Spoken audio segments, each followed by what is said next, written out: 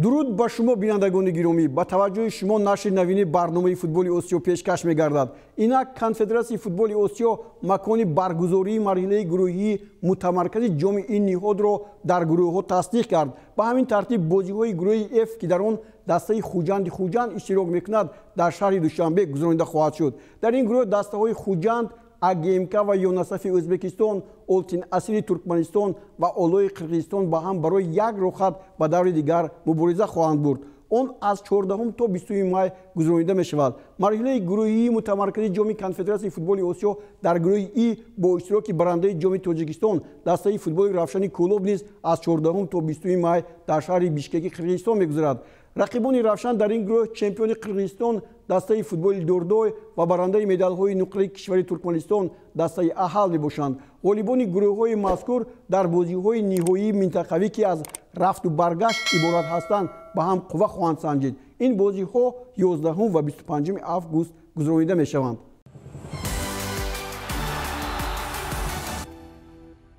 субҳи имрӯз чемпиони Тоҷикистон, дастаи Истиқлоли Душанбе барои идомаи омодагӣ ба мавсими футболи соли 2021 ба кишвари Туркия сафар кард. Пеш аз сафар Истиқлол дар як вохӯрии дӯстона бар клуби марказии варзиши Артиш бо ҳисоби 6-0 пирӯзӣ ба даст овард. Аз ҳама аҷиб он аст, ки легионерҳои ба даста омада аз имтиҳони сармураббӣ нагузаштанд ва аз даста рафтанд.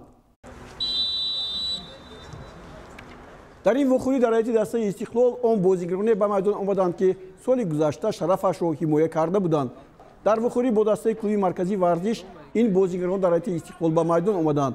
Рустам Ятимов бо Мурдин Ҳасанов дар дарвоза, дар хати муҳофизат Алексей Ларин, Ваҳдат Ҳанонов, Ромиши Насрулло, ин ҳамун Ромиши Ҷалилов аст, Аҳтам Назаров, Зоир Ҷӯрабоев, Искандар Ҷалилов, Муҳаммадҷон Раҳимов, Манучер Сафаров, Алишер Ҷалилов, дар хати миёна Шарифбек Раҳматов, Амирбек Ҷӯрабоев, Хуршед Темур Ҷураев, Шаҳром Сулаймонов, Салам Ашурмаҳмадов, Манучер Ҷалилов дар хати пеш бо Ислом Зоиров.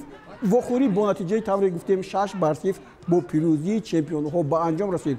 Тӯбҳоро Алишер Ҷалилов 2 маротиба, Салам Ашурмаҳмадов, Искандар Ҷалилов, Шаҳром Сулаймонов ва Ромиши Насрулло ба ҳадаф расониданд. Истиқлол 2 бозингари нави худ, Санҷар Рихсипоевро аз Ӯзбекистон ва Максим Лаперёновро аз Украина, ки аз имтиҳони сармураббӣ Виталий Левченко нагузаштанд, аз даста ҷавоб дод. дар бораи боз як легионери украинии нави ин даста Юрий Коломеец хабаре нарасидааст. Мы будем брать тех футболистов, которые будут сильнее и которые будут отвечать уровню Лиги Чемпионов. Потому что для меня, как для тренера, я лучше дам молодому футболисту шанс, чтобы он проявил себя и вписал свое имя в историю местному футболисту, да, чем я буду брать легионера, который нам не поможет. Поэтому вот эти моменты. Если легионер приедет и он будет сильнее нашего футболиста, то мы его обязательно возьмем. Поэтому вот эти, я еще раз говорю, критерии, они самые главные. Мы не хотим брать просто футболиста, платить ему деньги, он развернется, на следующий день уедет, а толку ни клуба не будет, ни местным нашим футболистам. дастаи Истиравшани шаҳри Истиравшан давраи омодагии худро дар шаҳри Душанбе ба анҷом мерасонад. тавре мухлисони футбол хуб медонанд, ин даста баъди дигар шудани ҳайати роҳбарикунанда Муҳаммадҷон Ҳабибуллоевро ба мансаби сармураббигӣ пазируфта, Раҳматулло Фузаевро ба истеъфо фиристод. гурӯҳи эҷодии мо дар машқи охирини даста ширкат варзид. аслан дастаи Истиравшан тамринҳои худро дар варзишгоҳи марказии шаҳри Ҳисор гузаронида дирӯз онро ба анҷом расонид. дар ҳайати дастаи Истиравшан тағйироти хеле зиёд ба чашм мерасад. легионерҳои зиёде аз ҷумҳурии Ӯзбекистону Россия ба ин даста ҳамроҳ шуданд ва аз назари сармураббӣ мегузаранд. имрӯз беҳтарин бозингари мавсими соли гузаштаи Тоҷикистон Илҳом Баротов дар машқҳо ширкат накард ва бо даъвати роҳбарияти шаҳри Истиравшан ба хона баргашт. маълум гардид, ки Илҳом Баротов ба ғайр аз бозингар будан боз масъулияти директори мактаби варзиширо дар Истиравшан ба ӯҳда доштааст. дар ҳоле ки мо ба ин ҷо омадем, сармураббии даста Муҳаммадҷон Ҳабибуллоев ба гурӯҳи футболбозон тамрин медод. шумо дар ин бора маълумоти муфассалро аз барномаи гирди як даста, ки рӯзи ҷумъа нашр мешавад, хоҳед гирифт. خیلی که با مکسون معلومه بعدی که از دسته کوکتوش و اشتفا رفتم بعد یک دو روز از دسته سرافشان از رئیس دسته دعوت شد و من این دعوت رو قبول کردم ба сабабе ки дар дастаи Саравшан далерони Саравшан кор мекарда ва умуман мардуми Саравшан як мардуми футболдӯстор аст ва вақте ки суҳбат доштем бо роҳбари даста ва аминро гуфтаниам ки имсол даста назар ба соли гузашта шароиташ хубтар аст ва мехоҳад ки барои медалҳои чемпионат барои ҷои хуб мубориза барад. дарвозабони собиқи Хуҷанд Алексей Матросов ки дар ҳайати Хуҷанд дар мавсими соли 2018 ҳунарнамоӣ карда буд, аз нав ба Хуҷанд баргашт. Алексей Матросов шаҳрванди Эстонияро молик буда дастпарвари клуби футболи Нарва Транс мебошад. Таваҷҷӯҳ кунед. Алексей Матросов дар ҳайати дастаи Хуҷанд дар мавсими футболи соли 2018 21 бозӣ гузаронида аз дарвозааш 20 тӯб гирифтааст ва 1988 дақиқа дар майдон ҳунарнамоӣ карда буд. Дар вохӯрӣ барои суперҷоми Тоҷикистон бо дастаи Истиқлол низ иштирок кардааст ки он вохӯрӣ бо натиҷаи 3-2 бо пирӯзии Истиқлол ҷамъбаст шуд. соҳиби медалҳои нуқраи чемпионати Тоҷикистон мебошад. мавсими гузаштаро Алексей Матросов дар ҳайати дастаи Нарва Транси Эстония гузаронида, солҳои 2019 ва 2020 дар ҳайати ин даста 28 вохӯрӣ гузаронидааст. соҳиби медалҳои нуқраи чемпионати Эстония мавсими 2019-20 ва ҷоми Эстония мебошад. Матросов дар дастаи Хуҷанд бо рақами 88 ки 3 сол пеш баромад мекард, ҳунарнамоӣ хоҳад кард. дастаи Трауи Ҳиндустон ки дар он узви дастаи мунтахаби Тоҷикистон Комрон Турсунов бозӣ мекунад, баъди ғалабаи навбатиаш дар Ай-лига ба зинаи сеюми ҷадвали мусобиқот баромад. ҳунарнамоии футболбози тоҷик имрӯз дар ҳайати ин даста шоёни таҳсин аст. Комрон Турсунов ба дарвозаи ҳарифон 5 гол зада ҳамеша дар ҳайати асосии даста ба майдон меояд.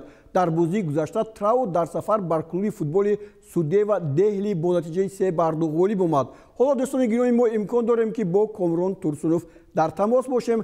Комрон, моро мешунавед? салом алайкум. бале, ман шуморо мешунавам. аввало аз номи худам ва аз номи тамоми футболбозон шабакаи футболро яъне варзишро бо 5-солагӣ ин соли таъсисёбиаш табрику таҳният мегӯям. ташаккур. хеле шодем ки шумо рекордсмени Ҳиндустон шудед.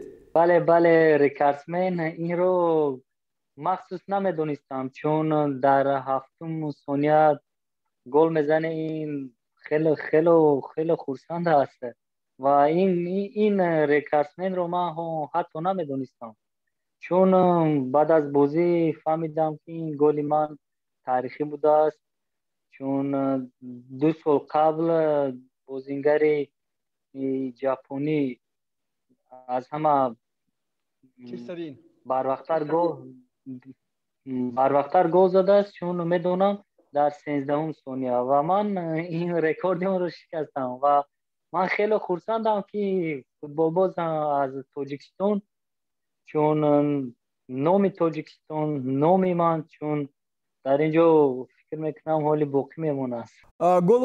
голҳои зиёде ҳам мезанед. муносибататон бо мухлисони ҳиндустонӣ чӣ гуна аст? голҳоям ҳоло 5 то аст. дар ин ҷо маро хеле дӯст медорам. фикр мекунам чун чем дар Тоҷикистон, дар ин ҷо ман бисёр мухлис дорам ва ҳама вақт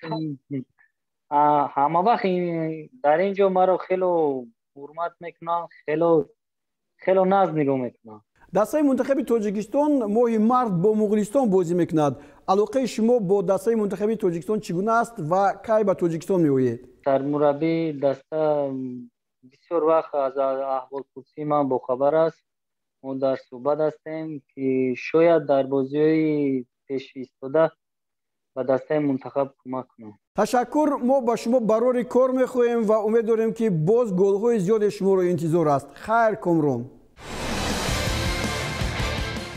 дар даври навбатии чемпионати Бангладеш Сиёвуш Асоров дар ҳайати клуби футболи Шайхрусел дар муқобили Баридхара 90 дақиқа дар майдон бозӣ карда, дастааш аз он бо ҳисоби 2-1 мағлуб шуд. ин бохт Шайхруселро аз зинаи сеюм ба панҷум поён бурд. дастаи Хуршед Бекназаров ва Дилшод Восиев ин ҳафта истироҳат карданд. чун ҳамешагӣ дӯстони гиромӣ, дар барномаи мо ба ҳунарнамоии дастаҳое ки дар Лиги Чемпионҳои Осиё якҷоя бо дастаи Истиқлоли Душанбе ҳунарнамоӣ мекунанд таваҷҷӯҳ зоҳир мекунем. дар даври 18-уми Лигаи бартари Амороти Муттаҳидаи Араб клуби футболи Шабоб Ал-Аҳли Дубай бо клуби футболи خورفکان قوه سنجید. بازی با پیروزی رقیب استقلال شباب الاهلی جنبست شد. در این وخوری گل‌های زیاد زده شدند و حالا تماشا میکنیم. شباب الاهلی دبی در چمپیونات امساله امارات متحده عرب خوب بازی میکند و حالا در زینه پنجم است و محض در دوری 18 با خورفکان قوه آزمود و فوتبالبازان این دسته بازی نهایت جالب نشان دادند. هجوم‌های پیوسته آنها در دقیقه 20 با ضربه نهایت خوب محمد مرزوقی با سر صورت گرفت و حساب شده شد. دقیقه 20 بود. اما خورفکان هم امروز بازی زیبا نشان داد و توانست که توسط ضربه عمر جمعه در دقیقه 28 بعد اولین گل که در دقیقه 20 بود حساب را برابر کردند. حالا این ضربه رو می‌بینیم که بسیار خوب و نتیجه آور بود. دقیقه 30 برای صاحبان میدان باز یک حالت گلزنی دیگر را به وجود آورد و یوسف جابر حساب را دو بالا ساخت. 2-1 صاحبان میدان شباب الاهلی دبی به صف پیش برآمد. اما فوتبالبازان خورفکان هم در دقیقه 46 حساب را از نو برابر کردند. عمر جمعه بود که این گل برابری را به نشان رسانید. خوبیت نهایت ضربه خوب هم بود. مهمانان باز یک هجوم دیگر را هم سازگار کردند و در دقیقه 76 پاولینیو را ببینید این گل را زد که مهمانان در این بخوری بار اول به صف پیش برآمدند. اکنون برای صاحبان میدان شباب الاهلی لازم بود که در این بخوری از باخت رها یابد. دقیقه 82 الغسانی یحیی الغسانی از پس خوب مشریپوف که در لگنر ازبکستانی در آن بازی میکند توبی برابری رو به ثمر رسونید و کارلوس ادواردو آلوس این برزیلی است گل آخرین و غلبه آور رو با دروازه خورفکان رمانی کرد. در این دسته شباب الاهلی بسیار بازیگران خارجی زیاد از ارژانتین، برزیل و همچنین ازبکستان بازی میکنند و بازیشان نهایت جالب است و در گلزنی همتا ندارند و این واخوری با حساب 4-3 با پیروزی شباب الاهلی دبی به پایان رسید.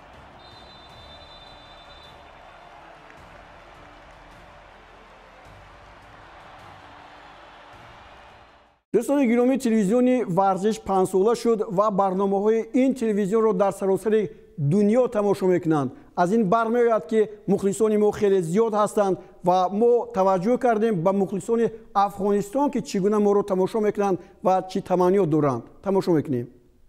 سلام و درود، من زرالدین فرزان هستم، یکی از بیننده های شبکه ورزش تاجیکستان.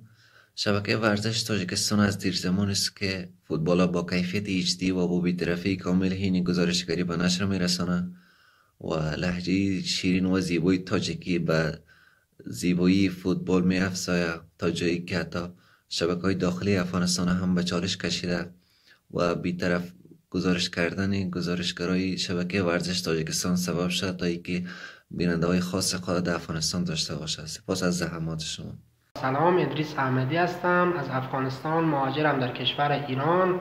شبکه ورزشی تاجیکستان یکی از بهترین شبکه‌های ورزشی در سطح خاورمیانه می باشد. من شخصا بازی‌ها را از شبکه ورزشی تاجیکستان دنبال می‌کنم و 5مین سالگرد شبکه ورزشی تاجیکستان را به تمام هواداران فوتبال و مردم عزیز تاجیکستان تبریک عرض می‌کنم. سلام و خسته نباشید خدمت همه کارمندان عزیز شبکه ورزش تاجیکستان. امیدوارم خوب و خوش باشید.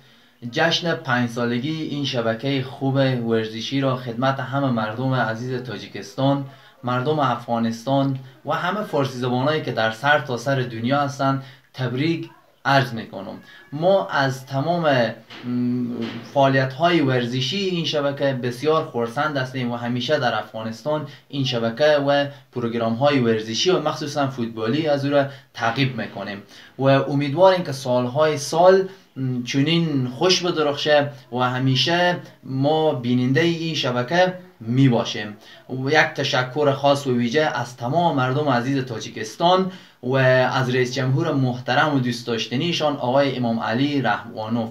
و السلام. سلام، وقت همه بخیر. رضا هستم از هامبورگ ژرمنی و خواستم 5 ساله شدن شبکه ورزش تاجیکستان به مردم دوست عزیز تاجیکستان تبریک عرض کنم و امید آرزوی موفقیت و سربلندی تاجیکستان و مردم دوست داشتنی تاجیکستان و رئیس جمهور خوب تاجیکستان. یه سلام خاص تقدیم همه مردم خوب تاجیکستان و امیدوارم تا ابد این شبکه ورزش تاجیکستان و فوتبال تاجیکستان ادامه داشته باشه. خیلی خرسندم ما دوست خوبی به نام تاجیکستان در کنار خود داریم. زنده باد تاجیکستان، زنده باد افغانستان. دوستتون دارم مردم تاجیکستان. دوستان گرامی، در همین جا برنامه نوبتی فوتبال آسیا رو به انجام رسونیم. مقصد ما ترغیب فوتبال تاجیکستان و کشورهای آسیا است و کوشش میکنیم که درباره همه چمپیونات ها از روی امکانیت به شما معلومات مفصل پیشکش کنیم. باقی صحتمندی شما آرزوی ماست. خود رو احتیاط کنید. خیر.